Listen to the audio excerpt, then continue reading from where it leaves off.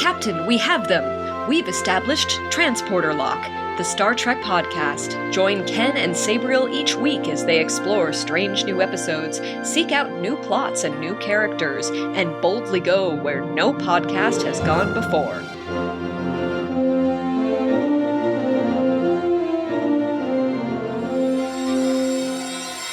Hello, and welcome to Transporter Lock. I'm your captain, Captain Sabriel Maston, on this ship. And I wanted to let you know that beheadings are on Wednesdays now. This week, I am joined, as always, by my wonderful co-host, who will save me in a minute instead of laughing at me because I've done this 8 times already. It's Chief Engineer Ken Gagney. Ken, welcome to the show once again, our show. Well, I'm glad we moved the beheadings because that frees up Tuesdays for tacos. Right. That was a scheduling mishap that should never have happened. Although I'm still wondering, what's a Tuesday? That's when the parts come in. Oh, okay. Oh, right. You're right. Transporters and captain's sheets. Yeah. Okay. Yep. Got it. Yeah. Wow. This is a Star Trek podcast. Since I've flubbed this intro many times, I don't know if Ken's going to keep that or not. I should probably let you know what we do. We've already referenced 3 different Star Trek series in the last minute, so I think we're off to a pretty good start. I mean, I think you are, but who knows? Someone might have accidentally downloaded this. We are here to talk about Star Trek Picard, 2 episodes this time, but first, we're going to start off with some bad news. Ken, would you like to drop this on us? Well, as TNG said, all good things must come to an end, and we knew that Picard was ending after 3 seasons. We are watching the final season now. Unfortunately, they have announced that Discovery, which is soon to begin its 5th season, will also be beginning its 5th and final season. They will have done 2 seasons in the era of TOS, 3 seasons in the far-flung future, and that will be all that we will see of the USS Discovery as its own series. It's especially kind of a different kind of bummer because that was the show that kind of brought this podcast into fruition, more or less. Indeed. In fact, it was our most recent episode of Transporter Lock, just aired 2 weeks ago. That was the first time we had updated the intro. For the last 100+ episodes, it always said, "This is Transporter Lock, a Star Trek Discovery podcast." And it stayed that way even as we continued talking about Lower Decks, Prodigy, Strange New Worlds, and Picard. We finally updated it to encompass all of Star Trek, and I guess the producers of Discovery heard that and said, well, I guess Transporter Lock doesn't need Discovery anymore. Let's take it off the air. I appreciate the edit too. When you're like, "This is a Star Trek podcast," it flowed very well. Big shout out and thanks to Enfys, who has been on the show and does the intros and outros for this show. But yeah, Discovery will have lasted longer than Enterprise, which is good, but not as long as TNG, Voyager, or Deep Space Nine. All 3 of those shows lasted 7 years, and I thought Discovery had the potential for 7 years as well. I remember back in the day when Enterprise was being talked about as canceled, like, well, when it came around, it's like, oh, this will last 7 years no matter what, because the last 3 series did. And then it went for 4, and we're like, what? That blew our minds back in the day. And now Disco, they're just like, well, see, Paramount Plus has been doing a bunch of cutbacks after they're starting to realize that streaming costs money. And apparently we're going to go to Discovery first, because from what I understand, Discovery wasn't set to be canceled, and it already had finished filming, and they're calling some people back so they can wrap some things up. That I did not know. I was wondering, because I had not read what you have read, whether this was a financial decision or a creative decision, and it sounds like the former, which really sucks. Yeah, Star Trek is a very expensive show, and I don't know how many new viewers they gained from Discovery. There's always old timers, or youth timers as we are, but yeah, I don't know how much Discovery brought Star Trek back. Thanks to them, we got Strange New Worlds, we got Picard, maybe some upcoming shows if Michelle Yeoh ever decides to take some time off from her newly busy career again. But I mean, we talked about how Disco's had its problems too. As much as we love it, it's had its problems, and I don't know if it's the getter, as it were. I think part of the decision, if it was creative or financial actually, is the fact that Strange New Worlds started last year and was so popular. I don't know what the viewership was like, but everybody I talked to loves SNW, and they even say, Ken, I love Discovery, but we live in such a dark world. I don't need more darkness, and I really missed the camp that is Strange New Worlds. Oh yeah, one of my favorite things of Star Trek is how hopeful it is of the future. And Discovery has its hope. It's not that it's not there. It's just a different kind. It goes through a lot of dark places before it gets to the hope. Yeah. Yeah, there aren't a lot of Discovery episodes that actually make me laugh. Strange New Worlds did that regularly. So, and one more thing, I think we should probably get back to. We have 2 shows to talk about, so we should wrap this up. But I think Discovery got better when it went to the future. I even though we got Captain Pike and we got to see some neat things before the Kirk era. But I think, and that can be Strange New Worlds domain. But I think Discovery really proved itself when it started going to the future. Yeah, even at the end of the 3rd season, when Michael became captain, and they ended with that text on the screen about flying toward the future, and we kind of thought, is this the end? Why are they doing that? And I don't know. I mean, that seemed like such a good way to end. I'm glad they didn't, but compared to that, how are they going to end season 5? We don't know. Yeah, we will see. Well, so what we leave behind, all good things. Turnabout intruder. Now the segue was great. And Endgame. But now, I do want to talk about, those are some great finales. But that was a great sentence. What are you talking about? I just happened to quote this finale. What was the TOS finale? Didn't really have one. It was a Turnabout intruder. They didn't have a finale. Oh, there you go. Yeah. Well, this is not about finales or beginnings, but I do want to briefly mention something that you and I talked about pre-show this week and something last week. So you were talking about, speaking of the Kirk era, we're going to be seeing a new adaptation of one of Kirk's most famous stories. Yes, just as he pulled it up today, I was like, I just saw Khan, the musical! Exclamation points in both of those is boldly going to Off-Broadway this spring. Story brought to you by Gizmodo. There is a Khan musical going to the Players Theater in New York City, an Off-Broadway show, with tap dancing Vulcans and Kirk's long-lost son, a William Shatner impersonator, and of course, mutant space chickens. I don't know how those all come together. But I definitely won't be seeing it because I won't be going to New York City, and it's only got a 5-week run. Oh. May through June. May 4th, Star Wars Day through June 4th. Oh, that's soon. I might be able to see that. Coniscoming.com. Okay. I wonder, this can't be officially licensed, but how else could they do it? Parody, maybe you can do it? I guess that makes sense. And I was telling you about how Robot Chicken did a little Khan opera at least 13 years ago, and you had never actually seen it before. No, this is not familiar at all. I've seen the show. I've seen many of their Star Trek things, but this musical one somehow completely gone under my radar. I'll put a link in the show notes. It's only 1.5 minutes long, but I enjoy it so much that many years ago, I downloaded the MP4, stripped out the audio, put it in my iTunes library, and every now and then it comes up on shuffle on my iPhone. Mm-hmm. And it's all in Italian. Yes, of course, as all the best operas are. The top comment is totally a reference to you have not here. I'll just read it. You have not experienced Star Trek 2 until you've seen the full opera in the original Italian. I hear the Klingon version is also quite good. Of course it is. And something that we talked about last week, which I thought was in the final episode, which is why I tweeted about it, but then I went back and listened and it wasn't in there. I am calling you from Budapest, the capital of Hungary. I'm here for 5 weeks. I've been here for 3 so far. There is a statue here of Columbo, Peter Falk, the famous detective Columbo. And I don't know why, because he was not Hungarian. But then you informed me that there's a Star Trek connection here, because there was a spin-off of the Columbo show called Mrs. Columbo. Mm-hmm. And the title character was played by a 24-year-old Kate Mulgrew. Yeah. She was very apparently against what fans would consider canon in Columbo, the Columbo canon, this Columbo cinematic universe. And the show kind of flopped. Whether that is the reason why, or if the show is just bad itself, the show flopped poorly, very hard. Yeah, it didn't last many episodes, certainly not more than 1 season. And I tried watching the first episode, but the opening sequence is very long, and it's about moms dropping their kids off at school and Mrs. Columbo is like the very last person to show up. And like, Oh, uh, have you ever seen Columbo? oh, actually, no, I haven't. Okay, because a lot of the whole beginning, it's not a who done it, it's how figure it out.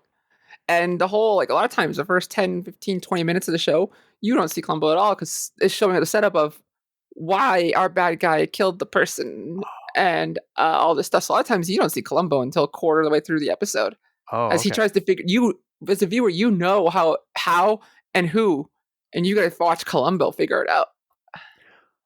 I think I had inferred that because I did read a online comic book that was a Columbo Frasier mashup. Yes, I've seen this. It was delightful, and it opens with Frasier and Niles, and you know that they did it, and then Columbo shows up. Got it. Cool. So we have seen 2 episodes of Picard since you and I last spoke. Oh, I'm sorry. Let me go back. One more thing about Budapest. I don't know if you realized the amazing joke you just made. No. And just one more thing. There are a lot of other famous inventions that came from Budapest and Hungary, such as color television and the Rubik's Cube, but also the founder of Paramount. Oh, really? Yeah, he sold the company pretty quickly, but it was originally founded by somebody who moved from Hungary to the United States. And one more thing that I can't help it. This is not Star Trek, but I went to a museum here that is dedicated to a Hungarian who was born in Budapest named Eric Weiss.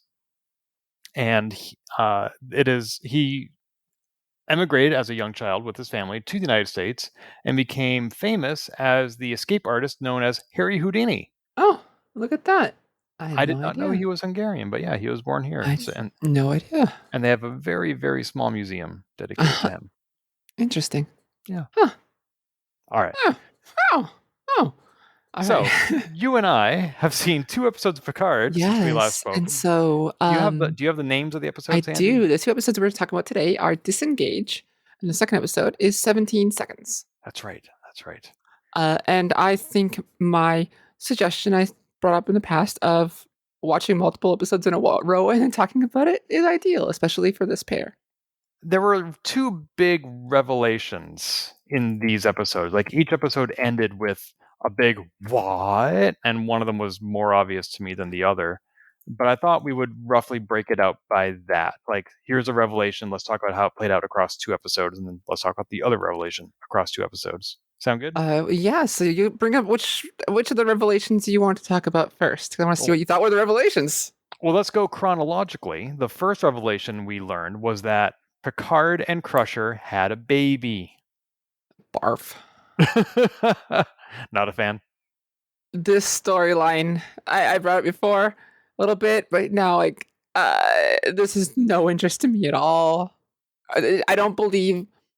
The biggest reason is because Jack, the actor who plays Jack, is 32, playing a 20-year-old, and I cannot look past this. He looks way too old to be their kid, their 20-year-old kid, and I cannot get past that. I can believe in the truth because they're telling me that is the truth of the show, but me as a viewer cannot because of the age of the actor. Yeah, I don't know that actor or his age, but having never seen him except on this show, if you were to ask me how old he is, I would probably have guessed like 28, 30. And now he's playing a 20-year-old, which is not unusual in Hollywood. We have adult actors playing high schoolers all the time.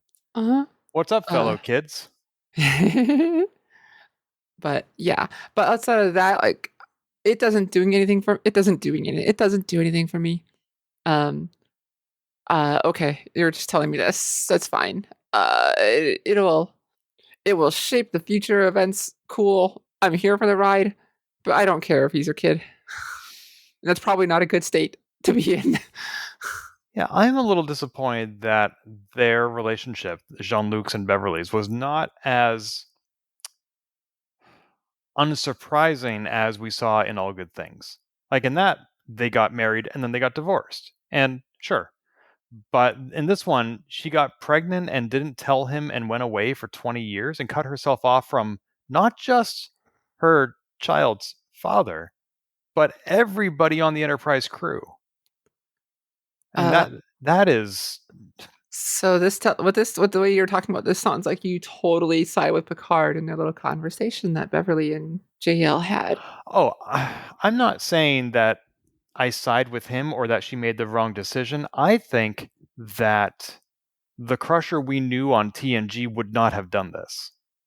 I don't think Mhm. this is consistent with her character. I'm not making value judgments on what we saw in this episode. I I just follow think you. that based on 7 years of TNG, this episode would not have happened. I follow you. Um, I like the point that she brought up, where like basically every time she's about to tell Jean-Luc he was something someone tried to kill him. Like I don't I'm with you. I don't like okay, I can see both your points of view.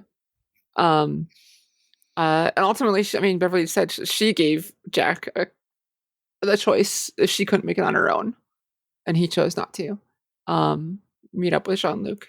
But yeah, I could see both their points of view. I think they both have valid arguments.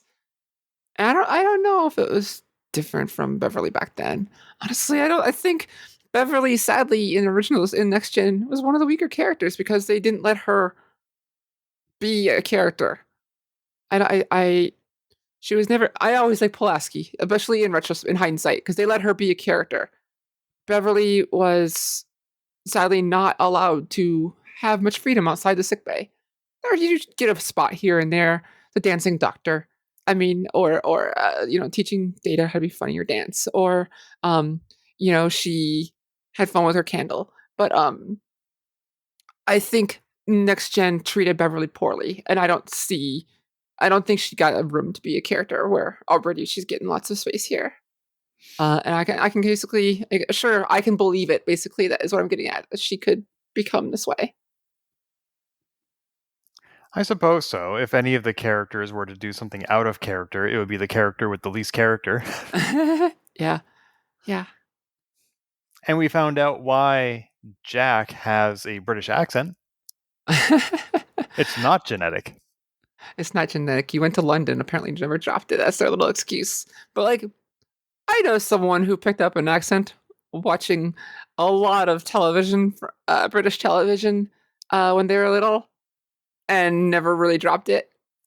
Um, uh, and I could see. I was expecting like he listened to your logs a lot, something like that. But apparently Yeah. they're just exploiting it with um, just went to London and never dropped it. I would have thought if she was trying to avoid Jean-Luc and keep this child a secret, she would not have been on Earth, because London is not all that far from the vineyards of France, and certainly you can be in those two places and not know each other. But still, you I would mean, I've think had that, friends who are like in Minneapolis, who's 4 hours away, and like, hey, I was here, and I'm like, you should have told me. I would have driven down. I haven't seen you in 10 years. Like, yeah, and also if I had a romantic getaway with a woman who I'd known for 30 years and then suddenly she disappeared, I would every now and then Google her. And if mhm. I found what name did that kid go to school under? Jack Crusher? Because that would not be Or hard to find. John Carson. Here's Johnny. Was that his name in this episode? That Was that was his one of alias? his aliases. Was John Carson. Oh, I didn't pick up on that. That makes sense now. Thank you. Huh. But I mean, we don't know Picard. Some people might find that awkward. So maybe John Luke is just like, okay, Beverly doesn't want to talk to me. I'll leave her alone. I mean, Yeah, but he said how he spent 20 years thinking like it was something I said, something I did. And yeah, I mean, like, I'm sure you would all of search us. more. Doesn't mean No, this is true. And I've not been in that situation, but I have wondered what are people who are no longer in my life doing? And I pull up Twitter or LinkedIn and I take a quick look and I don't reach out to them. yeah, I've done that too, and found out sadly some of my classmates have passed. Yeah, I find that out too. And if that well, that's even more to the point. Like there are some people who in my life who are elderly and I don't know how to get a hold of them anymore. So I go to legacy.com and I set up alerts because I think that might be the only way I'll ever Mhm. find out what happened to them. And it kind of like there was one time when I was late getting home and my parents were really worried about me. And what they should have done was call either the police or the hospital to find out if I was there. And I'm still kind of hurt that what they did instead was go to pick up the pizza they were expecting me to bring home. Like, oh my God, Ken was supposed to be back with the pizza an hour ago. We think he's been in a car accident. We better go get the pizza. Like, that was their response. See, I'm kind of with them because they're probably okay. No, like when I showed up, they were like, she said, Ken, I was so worried about you. We thought you'd been in an accident. I was like, oh, I'm sorry. What'd you do? She's like, we went and got the pizza. It's like, what? What? These are your priorities? In hindsight, I don't think it was a priority. I think they didn't know what to do, and that was the first instinct was to, well, let's take care of the one thing that we can safely do, because we don't know where Ken's at. I don't think it was a matter of priority. I think it was this is the one thing in the situation we can control. I make no excuses for my parents, and neither should you. But I appreciate the effort. No problem. Just thinking what I would do. Jack. Apparently a good kid. He tried to turn himself over. Yep. To the Shrike. And when he did try that, 7 of 9, brief tangent, even though she was relieved of duty and confined to quarters, she was still able to get a phaser and go to the transporter room and point it at Jack. Mm-hmm. That was the order of operation. She got relieved of duty, then she captured Jack. And whereas in the very next episode, she was in her quarters with a guard posted outside, she was not allowed to leave. And I was like, so how did she leave and get her hands on a weapon? Maybe she hadn't gotten to her room yet. That's right. I'll go to my room and be confined to quarters right after I grab this phaser. You didn't say go now. Oh you my just God. said confined. What or you're just to get off my bridge. But to go back to Jack, the reason I brought up 7 is because she had her phaser pointed at Jack, and Picard said at that moment to Shaw on the bridge, because he's my son. And at that moment, both Jack and I think 7 lowered their phasers.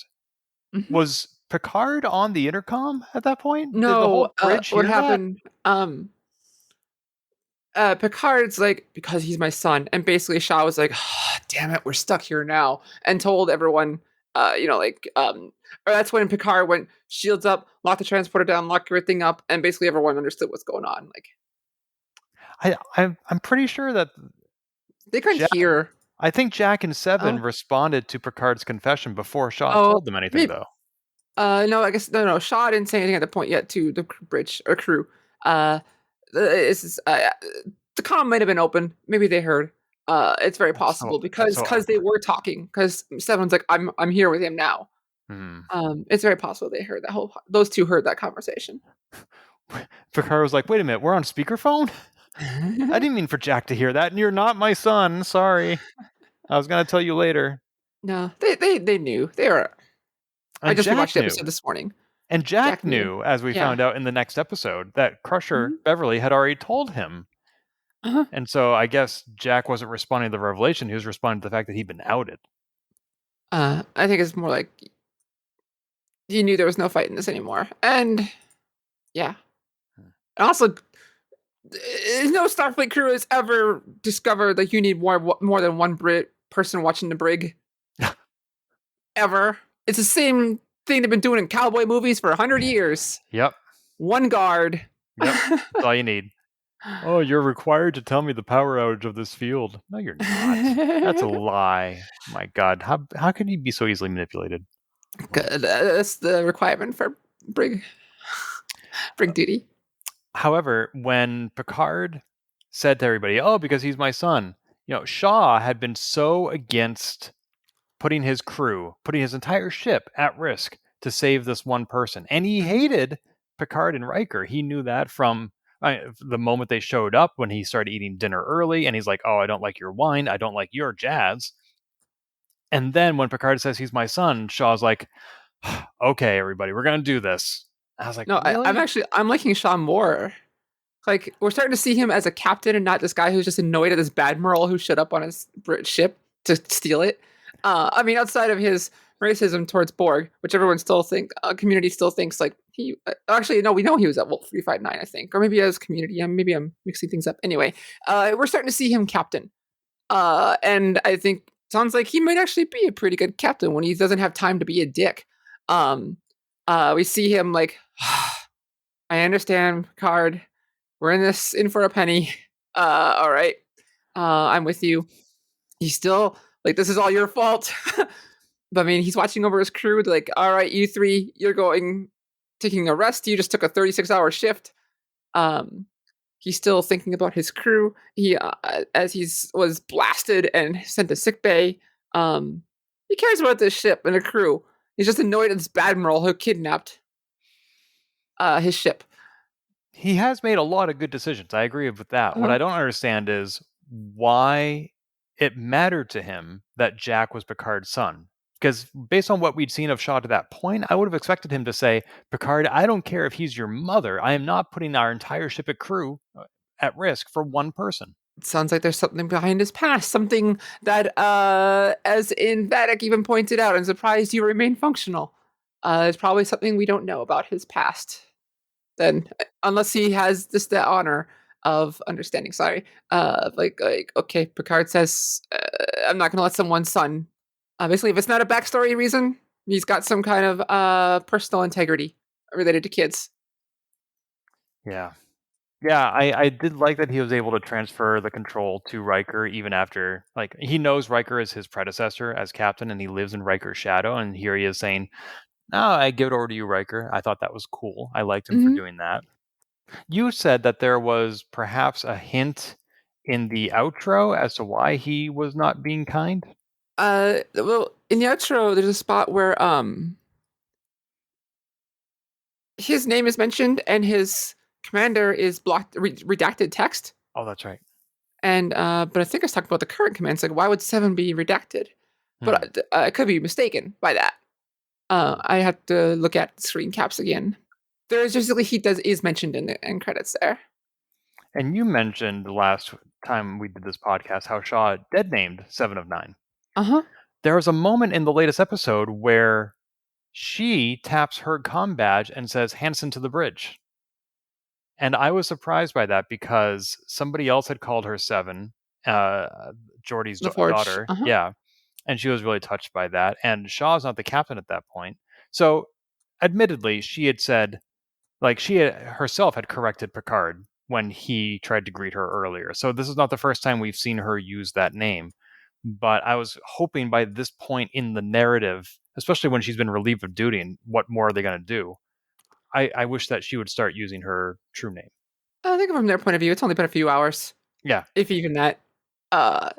So give them time to go. And I'm sure by the end, Captain Shaw will be like, Commander 7 to the bridge or something like that. That would be great. Kind of like Pulaski and Data. Yes. Or Commander of 9 to the bridge. But what's the difference between Data and Data anyway? One is different pronunciation. One is my name. The other is not. I love Pulaski. One brief aside. In the first episode, we saw Picard and Riker take a shuttle over to Crusher's ship. Yeah, and the Sapphic. That's what I was getting at, because in the second episode, I didn't notice this in the first episode. Maybe I missed it, but in the second episode, when it blew up and its hull went past the camera, we saw it was the Savic. I don't think it was mentioned in the first episode. Okay. Because, we spent some time in the previous podcast episode talking about those who have passed, and we didn't mention that since we last did our show in the fall, Kirstie Alley passed away. Oh, yeah. I'm not a big fan of her, so she's not a good person. There are reasons to believe that. But I did forget about it entirely. Yeah, well, so did I, because at this point, it happened a while ago. It was not as recent as the people that we also had been talking about. But you and I are big fans of the TV show Cheers. And she was one of the worst parts about this show. Which is not the reason why she was the only Cheers regular to not show up on Frasier, but still, I think even bad people or people we don't like, we can still be sorry that they're gone. And I like that they worked in an acknowledgement of her into this new show. And the actress who played her out in Search for Spock. Kim Cattrall. Was it her? From Mannequin, yes. Yeah. And Sex and the City, of course. And Big Trouble in Little China. Yep, that was her. So, also an homage to her. That's right. This is an homage to Kim Cattrall. Mystery Science Theater 3000 did an entire song about Kim Cattrall. I will sing it for you now. Hold on. I think I have to look at my wrist, and yep, I gotta go. Okay. Yeah, time to go. All right, moving on. Okay, you mentioned another thing. Reveal. Yes. Yes. So the other big reveal, and this blew me away so much more than it surprised you, which was the fact that well, let me walk you through my experience. So Okay, yes, please. So Jack is in this irradiated room, kind of like Spock was so many years ago, and a security guard who we may or may not have seen before comes in and throws him against the wall, and I was like, "Whoa, that's an inordinate amount of strength." And Jack punches him, and his face ripples, and I think to myself, I did not see what I just saw. That can't be what I think it is. It's certainly not. And then we move over to Rafi and Worf, who we haven't talked about yet, but we will be. And they have somebody being held captive, and he has suddenly a metallic tone to his voice. I'm thinking, okay, the other guy had a super strength. This guy has a metallic tone. Maybe they're Terminators or something. But then his face ripples, and Worf says, "Tell me, how long have you been away from the Great Link?" And I effing screamed. I screamed. Awesome. I was like, oh my, because you've been to the movies with me. You know how reactive I am. And I had no effing clue. Because, like, Sabriel, in our previous podcast episode, I said to you that I had heard that Picard Season 3 isn't just about TNG. And I thought that meant we'd be getting a cameo from Admiral Janeway. I had no idea it would be so integral to the plot and that it would come from Deep Space Nine. It's fucking awesome, isn't it? And it was not teased at all in the trailers or anything like that. Well, but my reaction was much more muted than yours. And it wasn't that I was not excited and neat to see, but they kept lampshading it. At one point, Beverly or Jack said something. They have different faces every time. My brain went to either holograms or changelings. And so I was just kind of watching for it. I still think it was neat, and I was like, "Oh, cool," but not the "whoa," the Leo pointing meme. Now, see, in hindsight, yes, what you picked up on is exactly what they were alluding to. But when they were talking about it at the time, I thought it was some sort of an interspecies conspiracy, like almost like the Omega Directive from Voyager. You know, that like all these different species wanted Jack for the same reason, and whether it was Section 31 or the Tal Shiar, everybody has some group that knows about Jack and wants to get him. So when he said that Starfleet came after us, I thought, yeah, Section 31 would do that. It never occurred to me that they were not actually Starfleet. I kept mentioning, last time we got talked, I mentioned about different masks. I think at that point I was like starting to get the idea because they kept having different masks. There's lots of hints about masks and things like that. And I hadn't really formulated everything like that by the last time we talked. But then when someone mentions like they have a different face every time, because I use those kind of things in my D&D game. Yeah, I was very surprised by this, and it also, the changelings that we're seeing are not as versatile as the ones we're accustomed to seeing. So, like the ones that Worf and Rafi had in handcuffs, he could have just slipped right through those handcuffs. And my understanding from what Worf told me, or told us, is that because they are separated from the Great Link, they have lost some of their flexibility. Is that your understanding? No, because Odo was fine. My thing was just like this guy was, my thing was just this guy, they were holding the, especially this guy that Worf and Rafi had, he was holding on as long as he could, because he also knew he couldn't get away. Like, they're just going to shoot him when instantly turns into goo. And he still tried to make a break for it last second when he just couldn't hold anymore. I didn't get that impression like he couldn't hold himself together because of his time away from the Great Link. I would just think, it's like, oh shoot, they got me. Maybe I can hold off for a bit long enough where I can get my escape, and he couldn't. No, that's how I approached it. But no, that makes sense. What you point out about Worf being away from the Great Link, that makes perfect sense. I hadn't thought of that. But this is a changeling who Worf was able to basically body slam, knock unconscious, And I just can't imagine a changeling being susceptible to that. Was he unconscious? Or was he playing the part? But why would he play the part if he knew he was in desperate need of regeneration? I would have done everything I could to get away to make sure that I wouldn't get caught.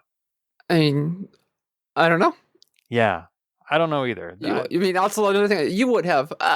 Maybe he was slowed down, but for whatever reason, he was very important to him to hold on to his form and see.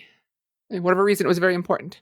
Because we saw a changeling on. Oh, because if he would have revealed himself in front of all those people, everyone starts knowing there's changelings around again.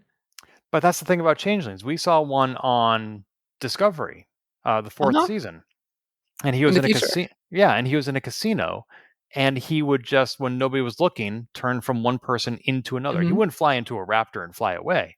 And so this guy that Worf and Raffi were chasing, he was in a very crowded space, and he could have just very easily put up a hood, change his face, and then nobody knows who he is. I don't know, but everyone seemed to be, Raffi and Worf seemed to be on his tail for without losing sight of him. So I don't know. I'm not the guy. Could be just a little nerd who isn't used to being around people. I don't know. Maybe he sucks at being a changeling. Yeah. I don't think we can really attribute much to it other than for some reason he didn't do that, and there's probably a larger reason. I was surprised that Worf simply just shot the changeling when to try to get away. And what else are you going to do? Erect a force field? Do you have time for that? I think so. Maybe Worf doesn't. I mean, he also doesn't know that ship. That's true. Is there a spot where you can do force fields there? Probably. I mean, remember on that episode of TNG where the whole crew just they're looking at each other and they're nodding at each other, and then all of a sudden there's a force field around the aliens on the bridge, and Picard's like, "See, we're so good at communication, we don't even have to talk to each other." Speaking of, we can do a segue. Let's do it. Riker and Picard. What a whiplash of emotions from the beginning of the episode to the last part of the episode. And from "you're my bestest buddy, Jean-Luc, you're my bestest buddy number one," to the end of "you just killed us all, get off this bridge." I think once they find out there's a saboteur, that there maybe some truthful, hurtful things in there being said, but I think they are on their backup protocol. This is how we do our silent communication to try to out the saboteur. Jean-Luc, even at one point after they find out there's a saboteur, they don't know it's a changeling yet, says something, use it to set up a trap. And Will just stares at him for a minute, and then they continue talking. I think that was a silent-ish communication. You think it's like a myriad protocol where they're talking in code? Yes, I think they are probably absolutely saying some hurtful things, which might sting a little bit, but they're best buddies. The whole episode, they're talking about how best buddy they are. And all of a sudden, this turn, I think Riker's going through some things. I think Picard's going through some things. They're using those strong emotions and still trying to set up a trap at the same time. I was very surprised by Picard's suggestion of, we have to attack now, because Picard, especially compared to Kirk, was always the more diplomatic captain. Mm-hmm. And here he is talking about, we have an entire bridge and crew and ship of people, including my son, being attacked by a much more powered ship. And you don't want to get away and save everybody? You want to attack them? I didn't see a lot of logic to Picard's proposal. No. I could see some logic, but it didn't feel very Picard, right? Yeah, and even that comment to Riker about, I know how fear of loss can cause you to do this and that. And Riker's like, excuse me? Yeah. That's part of it where I think he did poke an actual heartstring as part to play a deeper part of their ruse to try to out the saboteur. Oh, which you have seen this changeling saboteur before. He was the guy when Picard and Riker get on the ship when 7-inch says, "Welcome to Titan." This guy, they walk by, he gives this look of disdain as they walk by. The camera zoomed in on this one dude. It turned out to be a changeling. Oh, good catch. Nice. Everyone was kind of who is this guy? I even think we brought him up last time, and I was like, there's just some ensign who doesn't like this admiral who shows up. And there was somebody else who Picard straight into their comm badge, right? That was I think that was him playing the part. That was not this guy. Oh, okay. It's just Jean-Luc just goofing around. No. I got how they said, when we go on this bridge, it's for inspection, so we need to play that role. And I get why he was straightening somebody's comm badge. I was just trying to remember. So there were 2 different ensigns or officers being shown in that scene. One with the crooked comm badge, and then the other was a changeling. Got it. Okay. I don't think the comm badge was even crooked. I think Jean-Luc was just messing with him. Of course. Yeah. I did like, before things came to a head with Riker and Picard, the scene where Picard said, "I think it's time that you call me number 1." See? That just melted my heart. It was so sweet, but also I think, again, they were always buddy-buddy, and then 10 minutes later, get off my bridge! Well, it's especially strange for Riker to say that because Picard did not give any orders. It's not like Michael, who knocked out her captain in her own ready room and then went on the bridge and said, "We have to fire at the Klingons." Like, Picard was telling Riker what to do, and Riker turned around and did it. Yeah, I think it's a ruse. I think it's a ruse where they're actually saying some real hurtful things, but it's working to help sell the ruse. I guess. I don't know, but to what end, though? They know there's a changeling on board. They know there's a saboteur. Well, I guess now, now they know there's a changeling, but they didn't know that when they started. So they're trying to out it. They're trying to set up a trap. We'll see that trap in the next episode or 2. That would be nice, because as I was saying on the last podcast, I hate how everybody who we loved on TNG, their lives have just gone to crap. And that's an exaggeration, not everybody. But I would like to see people be friends after so long. They will. You will. So, were you surprised? How about the other reveal? I said I thought it was Worf was Raffi's handler. Well, that wasn't a reveal because you told me. I believe it was my guess. It was a warrior thing. So what you and I discussed after we had finished recording last week was, I said to you, Sabriel, I know that's not a spoiler because you haven't read it anywhere. And I also know that you don't like conjecture. But the thing is, when you do conjecture, you're very good at it. And the fact that you think it's Worf probably means it is Worf. And the warrior Worf. Line. And right. He even said it here again. Like, oh man, I thought it was so sweet. Those 2 play off each other so well. Michelle Hurd and Michael Dorn. I'm talking about how, basically her conspiracy theory, she sees something and he's like, "You are a warrior." Everyone else tells Raffi, "You were kicked out of Starfleet for a reason with all these conspiracy theories." Turns out she's been right every time. Well, that's the part that I thought was missing. When she was talking to her ex-husband, he's like, "I hate these conspiracies of yours." And she's like, "Am I wrong?" No. She was just right to the... Sounds like she was right, but to the point of hurting everyone around her. That's the thing. I think that there is a history of interweaving her conspiracies with her drug use. Yeah. And so, I don't think her ex-husband, Jay, was wrong.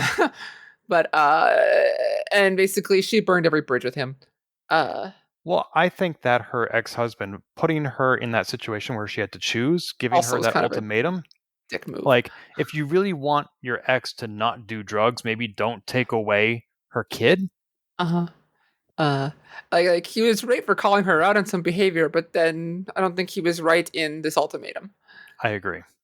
But yeah, Worf and Raffi, they work off well together. I love seeing Michael Dorn being able to play Worf again. I also love that we're getting TNG era Klingon and Ferengi, not this Discovery crap. What is it? Discovery brought us 3 bad things. Updated Klingons, the gross Ferengi, and Michael's ex-boyfriend, the Klingon. What's his butt? Yep. Those are the 3 bad things that Discovery brought us. However, I thought the Ferengi in these episodes that we are reviewing was so different from the comic relief we grew accustomed to on DS9. And I'm not saying that's a bad thing. I think this is there are Ferengi who are like this, but we so rarely see them that we sometimes forget. Because when I think Ferengi, I think Quark and Rom. Mm-hmm. But this guy was more of a mixture of the original version plus how we became to know them. Right. He even had the military, the original Ferengi had a little tattoo in TNG that would show this guy had that. So maybe he was military and was a little bit of a dick that way. Maybe he was a daemon at some point. At some point, yeah, and became a traitor. I don't know. Oh, I hadn't thought about I that. just made that up as we're talking here. But we do get a traditional Klingon, or not TOS Well, traditional, more TNG yeah, traditional. yeah. But see, But this Klingon drinks tea. I love that. I like this whole like long string of titles, and then I have made chamomile tea. Chamomile tea. Would you do you take cream or something like that? Sugar, yeah. And And, and he like it was the same cadence, the same tone. It was like it was Mhm. all one introduction. I loved it. Slayer, House of Roshenko, Slayer of Gowron. I have made chamomile tea. Do you take sugar? It was so much fun, and I was watching interviews with him. Like he was the one who got to have the choice of basically making his uh Worf turn into like a samurai warrior. There's specific. Forgetting the movie, but he had a specific reference that he pictured Worf as turning into the samurai film. Very famous one. It's just totally escaping my lips right now. But and they're like, yeah, we like this, yeah, and so they kept it. And they also discussed like, do we update Worf's look to the actual newer Klingons? And they're like, no, this is Worf. We're not going to change that. And so they kept it. Oh my god, change Worf? No, I know of course not. bridges. No, so I'm glad they kept it. But they were able to change techniques and make them look cooler and probably lighter, but they kept the same look. No, So, I like him. I like that he's mhm. there. And we saw briefly Deanna in a flashback. She'll be coming back more. I would expect so. So that means that the only two people we haven't seen yet are Geordie LaForge Hmm. and some member of Data's family. Yes. We still haven't seen LeVar Burton's daughter, not Geordie LaForge's daughter. We've seen her, but we haven't seen Hmm. LeVar Burton's daughter. But we did see some characters doing something that you've wondered for years, why don't they just do? Well, look, online community of Star Trek joked for years, like when sensors are down, just look out the window, and we never seen it happen. And finally, this episode, they did it. They sent and a couple ensigns, one being a changeling, who looked very annoyed that he was assigned to that position. Darn it, that was him. I didn't recognize him there either. God, I forgot. It's a changeling. He's supposed to mess you up. Yes, I guess. But this is not the first time this has happened in Star Trek, but it was amusing to me that when sensors are down, all the displays get fuzzy. Oh my god! The one thing I think makes no sense about Discovery and Picard here. Like this whole switch to all this digital monitors. Like no, give me the physical. The Delta Flyer was right. Mm-hmm. I did find out the reason why the bridge set's so dark now. Um, the plexiglass material they use for the displays is extremely reflective, and so Oh. that's why they had to make everything black and dark because of how they show that off. I mean, it's more like sure, it looks neat, but everything looks dark compared to TNG era and Voyager era. But there's a reason. There's a filming reason why the ship looks dark as well as whatever. Well, every time we post an episode of the podcast, I need to go back to the episode of the show and pull out a single frame to use on our website.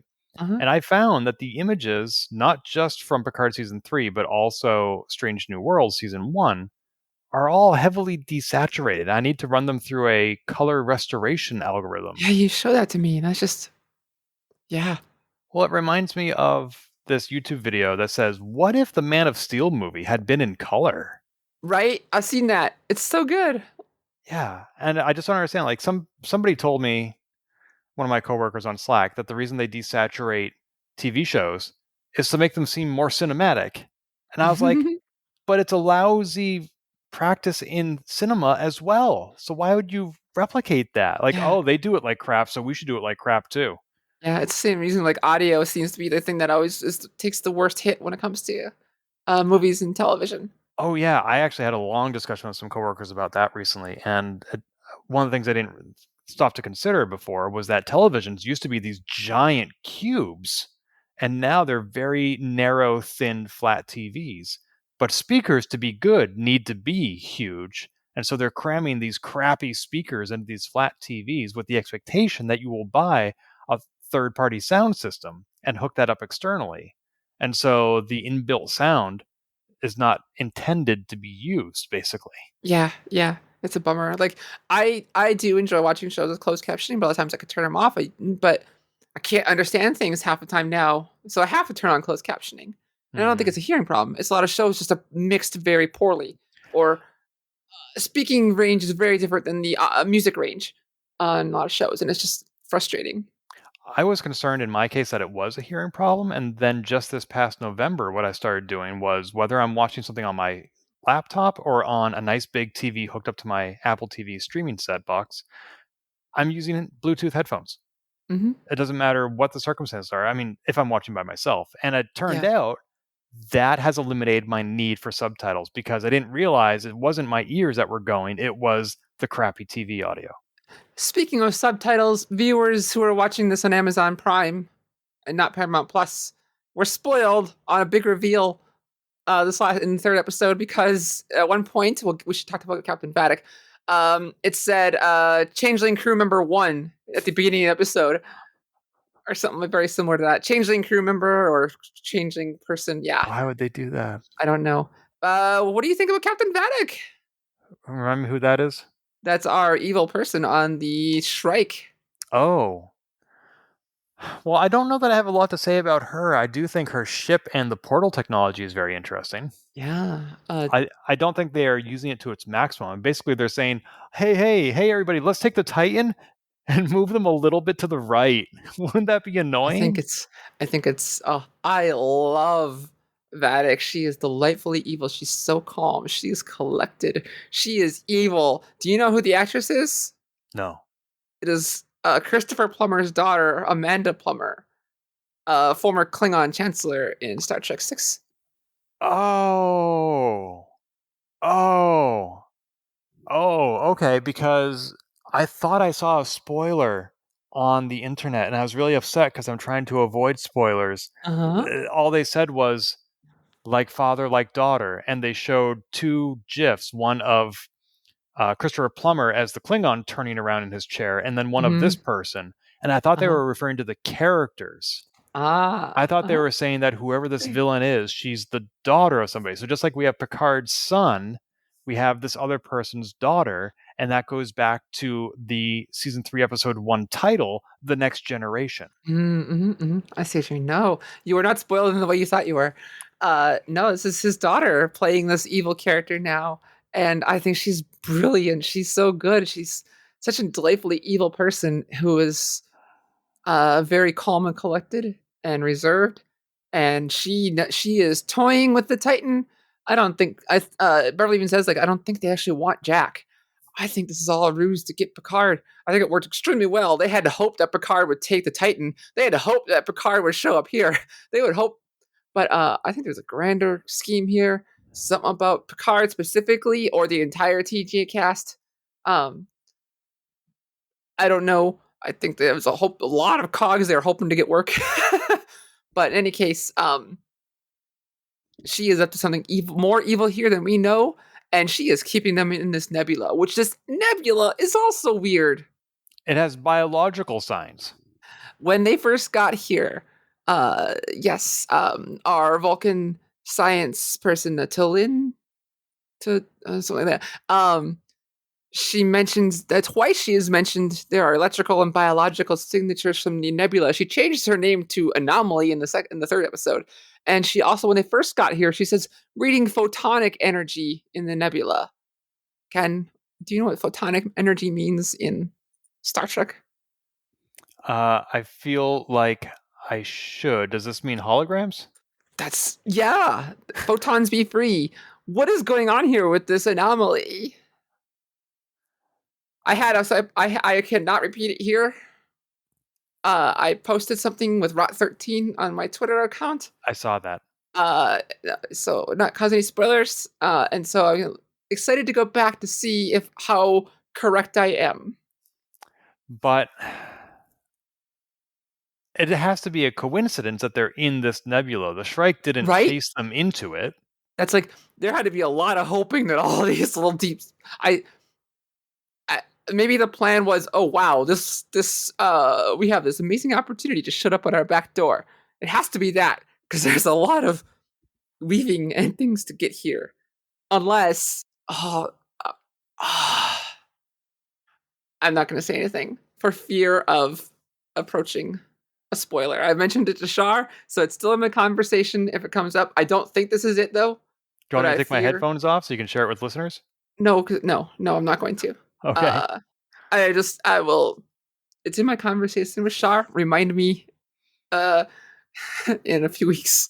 Well, I think the Shrike did not necessarily intend to chase them into this specific nebula, and I think whatever those biological signatures are, that's going to be the Titan's salvation. I think there's going to be something down there that will either help them or that they can use to their advantage. Because not only did the Changeling's revelation have me screaming, but I was literally like, my stomach was tight with tension at the end of this episode because the Titan came around, they set that trap, and the bad guys were already facing them. So they knew they were coming somehow. I still don't know how. And so they fired, and the portal technology turned it back on them. And now they're sinking into this nebula.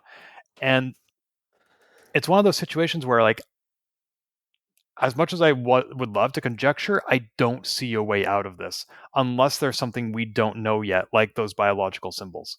Yeah, that was such a good thing. Like I love the portal gun. I thought that was neat. We saw it in the first episode when the Starfleet was crushed. What At the that? recruitment center. But I thought that was a fun little toy here to mess with your prey. You're just picking at it, teasing it, and then to use it to turn your own weapons against you. That's brilliant. I don't think that was part of this plan that I think Jean-Luc and Riker are doing. I don't think they expected that, but they're going to use it, and yeah, and then but seeing the Titan just spin into darkness. Oh, it's such a good cinematic effect. The only other time in Star Trek history that I have felt this way was in Deep Space Nine, when I think it was Bashir and Ezri were captured by the Cardassians, and they were being led to their execution, and they were both resigned. They're like, "There's no way out." Well, it's been nice working with you, and they're trudging to their execution, and I was like, there's nobody that can just show up out of the blue and beam them out. There's been no hint that anything like that is going to happen, that their salvation is possible. And then, spoiler to those who haven't seen it, Damar pulls out his phaser and shoots the Cardassian guards. And I was like, holy crap. and then I went back and I rewatched the episode. I was like, oh, there were breadcrumbs. They were hinting at this, and I totally missed it. And I'm glad I did, because sometimes my best reactions are when it's a surprise. And I feel like that's what's happening here. Like, I don't see a way out of this. And once they find the way out, I'm going to look back and be like, oh, that's amazing. Because I don't want it, like, there need to be those breadcrumbs. There need to be those clues. Otherwise, it's just like, oh, they just pull a rabbit out of a hat and boom, they're fine. Yeah. And speaking of last minute salvations, a scene I loved in this episode, or maybe the previous episode, one of the two that we saw, was when the Titan warped in between and disrupted the tractor beam. That was such a good little interrupt. There's something else in the sensors. The Titan just shows up and breaks the beam. It's and that is precise parking. Right. And I don't know that it would necessarily disrupt a tractor beam as opposed to just redirect it, but I don't care. It was so awesome. Oh, and then the Shrike whipped the Ilios. Yeah, so cool. Oh, I'm so glad you brought that up, because that reminds me of, there have been various Star Trek X-Men crossovers. Have you seen any of these? No, I have not. I know of them. I just never. Yeah. So originally it was TOS and X-Men, which was awesome because at one point Bones and Beast are in the sick bay together, and Nurse Chapel walks in and says, "Dr. McCoy," and they both turn and say, "Yes." and then it was followed up by a TNG X-Men novel, so not a comic book. And I think it was I think it was the TOS comic book. That's what it was. I used to be into the X-Men. I'm not anymore. I forget the character's name, but there's a bad guy. He's like Superman, except even stronger. And at one point, like, he's flying through space and he goes up to the Enterprise. The Enterprise puts up their shields, and this bad guy punches the Enterprise and like actually depletes the shields like 50%. And Kirk, just standing on the bridge in disbelief, says, "Did he just punch my ship?" And I felt like that's what happened here. Like, Shaw was saying, "What just happened?" And LaForge is like, "She just threw a ship at us." What That's a great fun. use for a tractor beam. Kind of Yeah. like how the Naked Now TNG Wesley Crusher theorized the tractor beam could be a repulsor beam. And Same that's thing. here. It's common tech now because they've been brought up a few times. Like Picard, that episode's like, I'm just going to do a repulsor beam to get them away from us. And Jack is like, there's not enough power in the Helios to do that. And now it's common. So that's cool. And yet Shaw was still surprised by it. I mean, maybe it's not common, but it's known tech. Okay, yes. Don't get hung up on my wording. And speaking of known tech, at one point, Beverly Crusher is in sickbay trying to help. This annoyed me. What? Talking about the scanner thing. Oh, how she was being condescended to? You state your sentence, and I'll tell you. Well, the part where she's trying to help and the actual sickbay doctor of the ship said, it would take me longer to explain to you how medicine has changed in the last 20 years than to just treat this person. And first of all, I have two issues with that statement. One, you're assuming that Beverly Crusher hasn't been doing medicine for 20 years. And secondly, I made this same remark when Discovery went 800 years into the future and Dr. Culber just keeps doing his job. I was like, think about how when McCoy went back to San Francisco in the 80s and he was like, dialysis? What is this, the Dark Ages? Like, imagine 800 years and none of your medical knowledge is going to be relevant anymore. But 20 years, that's not that outdated. That amused me. But also, what I got annoyed at was because when Shaw was down there after internal injuries, Beverly's talking to our commander, Dr. Oak. Like, she had 3 pips. And she's like, the scanner sometimes doesn't get internal bleeding on the first time. I'm like, there's no way. They're just setting up Dr. Crusher to have this old-timey medicine thing and give her some credit. But, like, there's no way this commander level doctor, chief medical officer doesn't know about how the scanner works.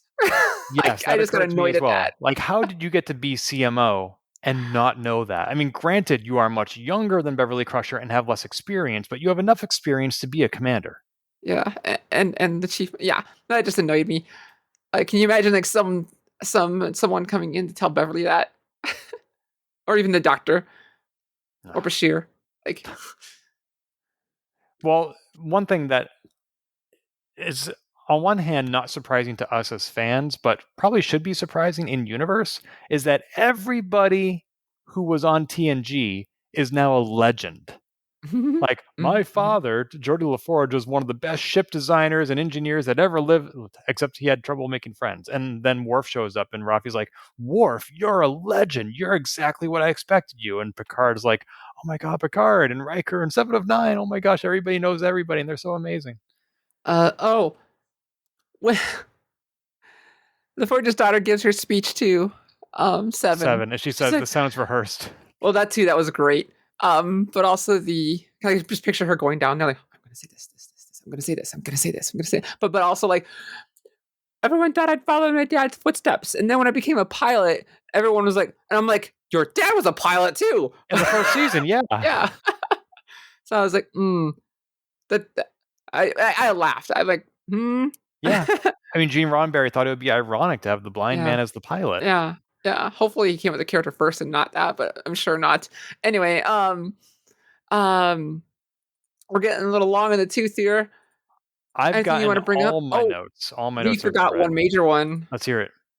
Jack, when he's coming out or about to die, he has a little vision of a door, a red door, 7 branches. I don't think the 7 part is important because she's wearing red. I think that was the more important part, and she was talking to him in the real world.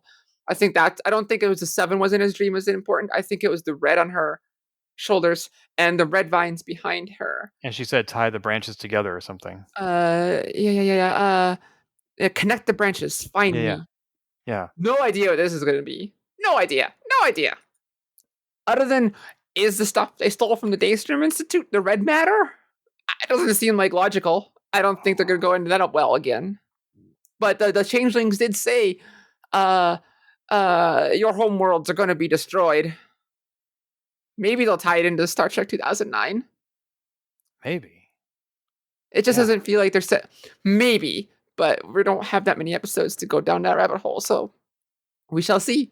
We're already 3/10 of the way done the season. Yeah. So, I love the line from Shaw. We are essentially cornered in space, which has no corners. Yeah, I like that too. um, there are people joking about how, of course, Beverly ghosted JL. Ooh, bad. But I love Amanda Plummer as our baddie.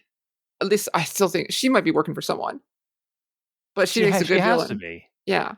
Um, I mean, which ties into my she's hypothesis. using the technology that is supposed to be the distraction. Yeah, So whoever has the real weapon has to be her boss. yeah, and I wish I could tell you what my long hypothesis is, but we'll see in the coming weeks, and I can tell you what it was. This one's stuck. This one's sticking in my head. So You'll be right. You're always right. I don't know. Sometimes I poke on one thing, and I was like only 2% right, and then 98% completely something else. I don't know that I agree about Riker and Picard having a ruse going on here, but we'll see. We'll see. Yeah, yeah. I still think they're mad. I think they're doing this. They're being jerks to each other, but I think there's something bigger going on because they went from "we're best buds forever," this guy's a legend, to all of a sudden, "you just killed us all in front of all the crew." Maybe Riker is the Is a changeling. changeling. Yes. Oh, and yeah, Deanna and Riker are having problems. Oh, yes, the de-aging. What do you think of de-aging? Of Riker? There was a scene when the Deanna scene with what she calls him. Yeah, the scene in the bar, yeah. Was Both Picard of them also had de-aged? de-aging. Yeah, yeah. Picard didn't look as de-aged in this movie as he did in the X-Men movie where he was I think de-aged. so. Yeah, yeah, yeah. Yeah. So my first viewing, I was like, "Wow, this looks really good." My second viewing, "Wow, this looks really plastic." So I don't know. The only thing I noticed about Riker, I thought they just like colored his beard. They just got rid of some of the wrinkles. But Yeah. yeah, because Go on. no, I just like watching the interview, like in Ready Room, like Jonathan Frakes is like everybody except Geordi and Brent Spiner? Wesley, Will Wheaton? Will Wheaton is over 70.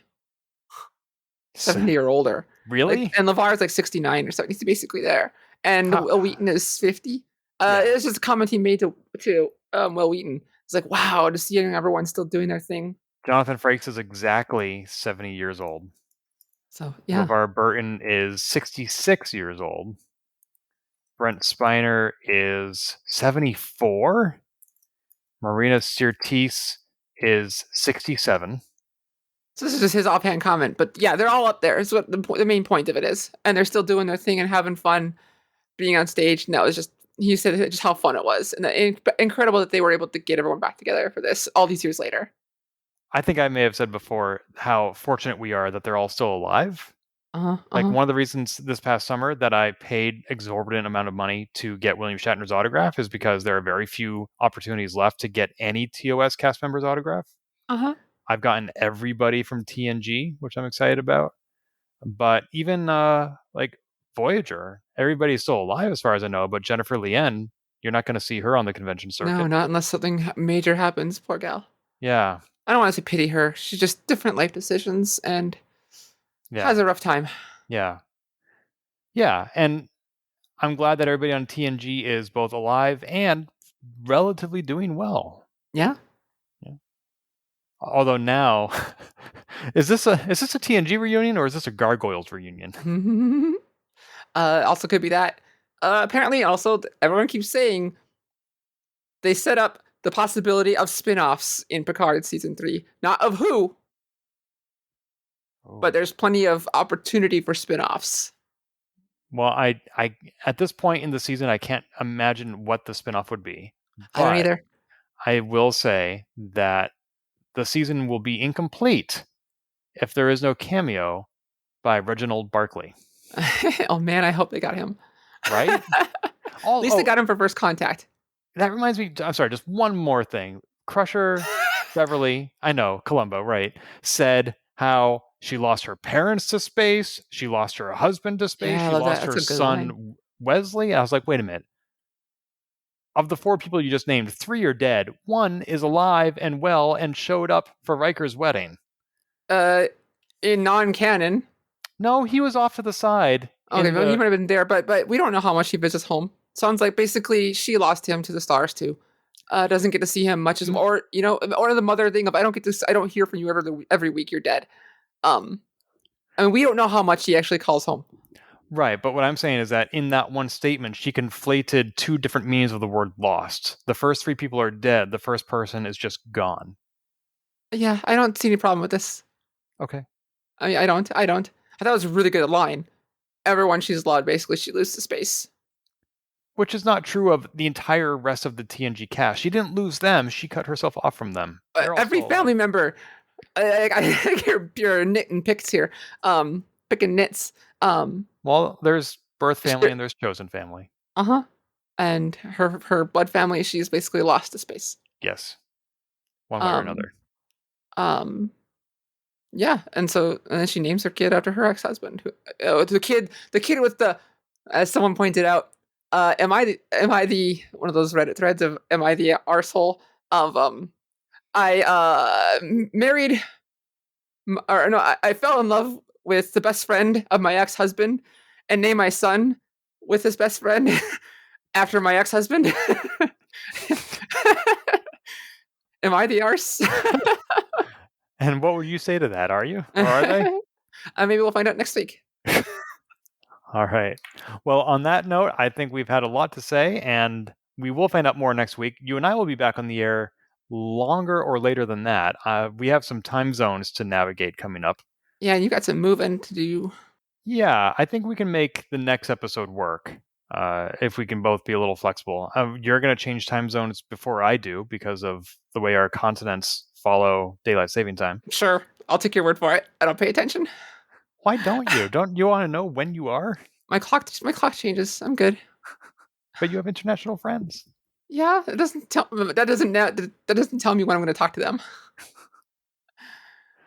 I have a clock that does. Anyway. Yeah. Cool. Well, we have a lot of things to find out. I have one more things. All right, Columbo. And on that note, hit it.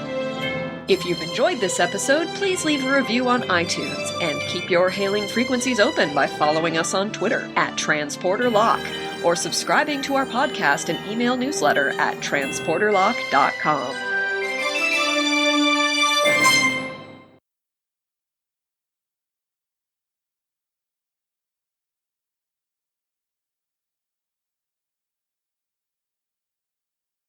Hello and welcome to Transporter Lock, the semi-regular-ish podcast where I don't know where I'm going with this intro. Let's start that again. That is not what I was going for at all. I set myself up to fail. 3. Hello and welcome to Transporter Lock. I am your wonderful, gracious, and modest Wow! I set myself on with the Spaceball things, and now I cannot talk. I'm gonna just think about life for a minute. Oh, well, and I did it to myself is the worst part. Oh, I lost you. Oh, you were so frozen? Okay. Hello and welcome to Transporter Lock. This is a very calm intro because I have definitely not messed this up 4 times already. I've got the giggles. I think it's because I'm looking at you. I'm gonna just slide you behind the tab for a minute until I get through the intro, and then I'm gonna slide you back. Wow, I had this all prepared and everything. 8th time's a charm, like I always say. Hello and welcome to I'm so sorry.